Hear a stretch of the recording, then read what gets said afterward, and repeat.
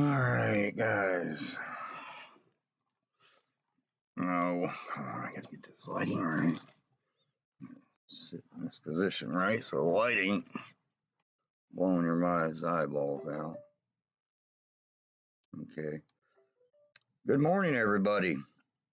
As you can see, I'm on a live stream and I'm having excellent quality, so that's wonderful. I made this daily devotional, and then something told me that apparently a lot of mothers need to hear this.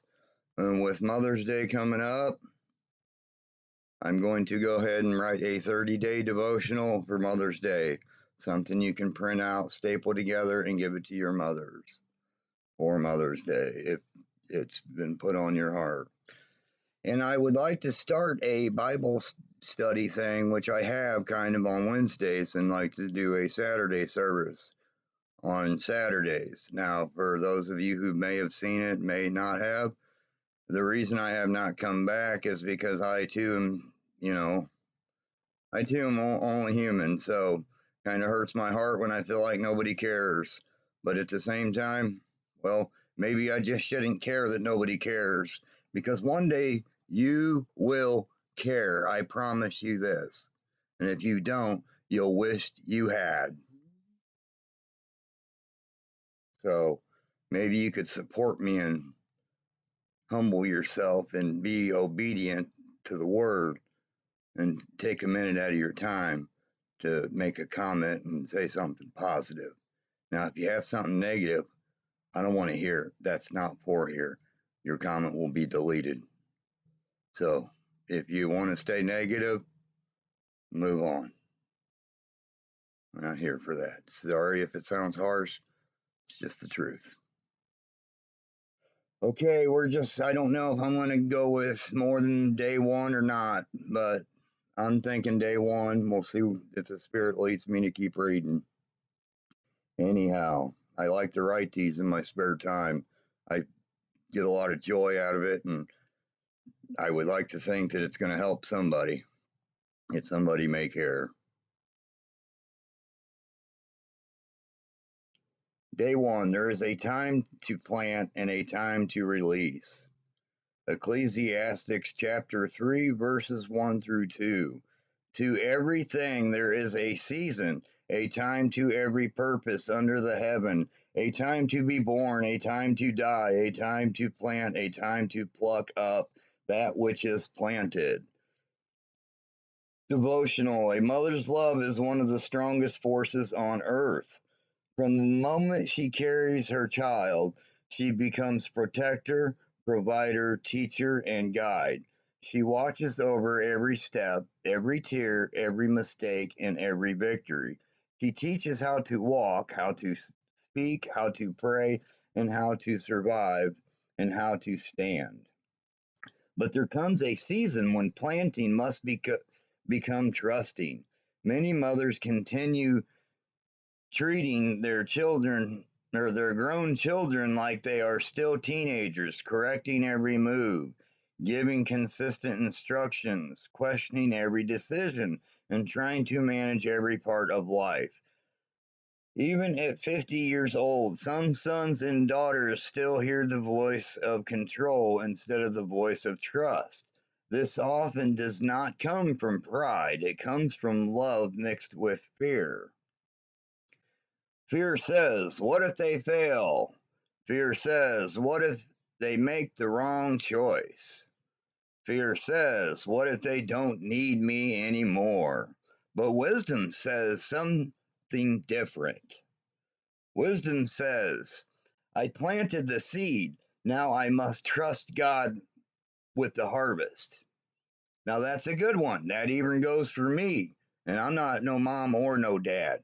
But as far as me recording these, it's not about me. So I need to just get on here and be obedient every Wednesday and every Saturday and trust that He will do the harvest, because I am planting the seed. Doing my best. Some encouragement would help, though. A gardener does not dig up a seed every day to check if it is growing. I won't say nothing about that. Consistent interference kills growth. The same is true in parenting. Overhandling what God is trying to mature can delay the very thing we prayed for. Sometimes love must step back so growth can step forward. There is a difference between guidance and control. Guidance speaks when invited. Control demands to be obeyed. Guidance trust. Control fears. Guidance releases. Control clings. God Himself gives us free will. He guides us, corrects us, and teaches us, but He does not force maturity. He also he allows growth through experience. A mother must ask herself, have I released a child or have I trained an adult? I am helping, or am I helping, or am I holding them back? Am I trusting God or am I trying to replace Him? Those are some good questions. If you've planted faith, values, wisdom, and truth, then trust the roots. Your child may not do everything your way, but they may still walk in the right direction. Sometimes the greatest act of love is not holding tighter. Sometimes it's letting go. Now, for those of you who want to be obedient, I'd appreciate it. Out of respect for God, if you'd bow your heads and say this prayer with us. Father, thank you for the gift of motherhood and the blessings of family. Help every mother know when to speak and when to be still. Remove fear and replace it with trust. Give peace where control has lived too long. Let wisdom rise where worry once stood.